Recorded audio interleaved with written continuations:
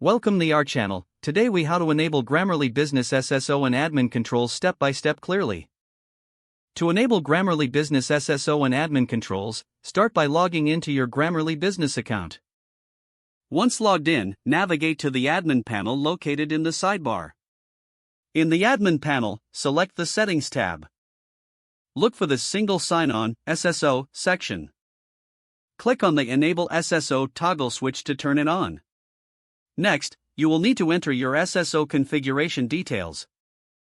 Provide the SSO URL that your organization uses for authentication. Input the entity ID, which is unique to your organization. Enter the certificate information, usually in X.509 format. After entering the required details, click on the Save button to apply changes. Now, to configure admin controls, return to the Settings tab in the Admin panel. Locate that Admin Controls section. Here, you can manage user permissions and roles. Set the access levels for different team members as needed. Make sure to review and update your user roles frequently. To finalize the setup, log out and test the SSO functionality. Invite other team members to log in using the SSO to ensure everything operates smoothly.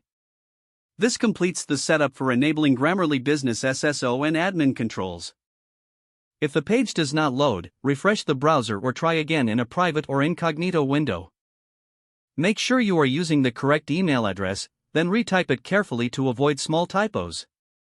If your password is not accepted, use the reset option and create a new strong password you can remember. Check your spam folder for verification or security emails, then complete any requested confirmation steps. Enable two-factor authentication if available to improve account security and reduce unauthorized access risk. After signing in, review your profile details so your contact information and settings are accurate and current. If you see an error message, note it down and try again after restarting your device and internet connection. Log out when you finish, especially on shared devices, to keep your account and payment information secure. If the page does not load, refresh the browser or try again in a private or incognito window. Make sure you are using the correct email address, then retype it carefully to avoid small typos. Don't forget to like this video and subscribe to our channel for more step-by-step tech guides.